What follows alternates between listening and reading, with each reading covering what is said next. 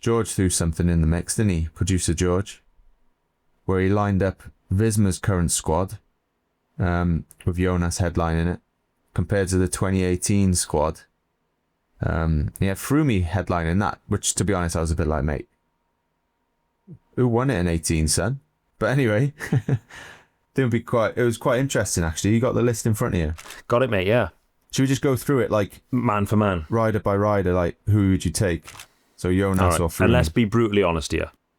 Yeah. Like, that person in their prime versus that person in their prime, yeah? Yeah. Okay, Vingegaard or Froome? I go Froome. I go Froome. Right, and keep scores. So that's Sky 1, Jumbo 0. Yates versus G. I'd go myself, mate. I'd go yourself.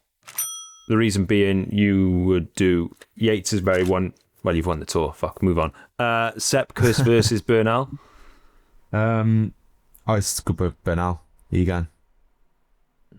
Mate, he's won the Tour. He's won the Giro. Yeah. Like, Kuss is a great, domestique in the mountains, but Egan, mate, no arguing with that for me. Agreed. Now, this is where I would give Jumbo a point. And it's a hard one. Wout van Aert versus Kwiato. It is hard, but it's also easy, isn't it? I look at the way Van Aert's ridden in the last couple of tours, like especially that, when was it, 21? 21, yeah. Like, 22 as well. Like, it's just insane, mate. Like, yeah, but we're still winning by 3-1. Jorgensen Pools. Ooh, Wout Pools versus Mate Jorgensen. For me, I think I've got to go with Matteo, just because I feel like he's a bit more versatile. Like, Wout was incredible in that tour. For me, like in that last week in the mountains, he was consistent, whatever, but I think Matteo is just a bit more versatile, still climbing really well. If it was purely climbing, I think you'd go with Wout, but I think Matteo, like, slightly bigger all round. No, I agree. I think over 3 weeks you have to add everywhere, and how amazing Wout was, and for sure he saved us a few sticky moments in the mountains in the third week. Jorgensen is really a complete package, isn't he? So I have to agree on that. Victor Campenaerts or Castro? I'll go Castro. Yeah. Just climbs a bit better, doesn't he? Campenaerts would be a character to have around, though, wouldn't he? I don't know. I think you just do my head in after a few weeks. He's too mad.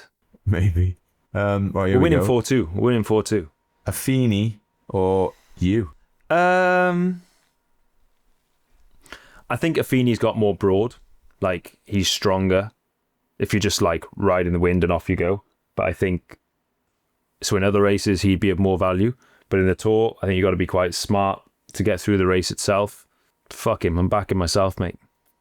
Yeah, no, I'd agree, to be honest, mate. I think engine-wise, he's probably stronger and, significantly stronger as well, let's be honest. But I think... But like when it comes to crosswinds and just like, positioning, and I think, which is just as more important, really, sometimes. I think it's, I'll go with you, mate. Tiege Benoot or Gianni Moscon? I'd go Tiege. Yeah, me too. I think but when you think of Moscon in that period, he was going, mate. But Tiege is just always there. He's so consistent. You look at classics every year, he's got a top 10 somewhere, and he's always there, and he's always riding well, like from February to October. And then especially, you can just count on him in the Tour, can't you? And Moscon is just a bit more unpredictable.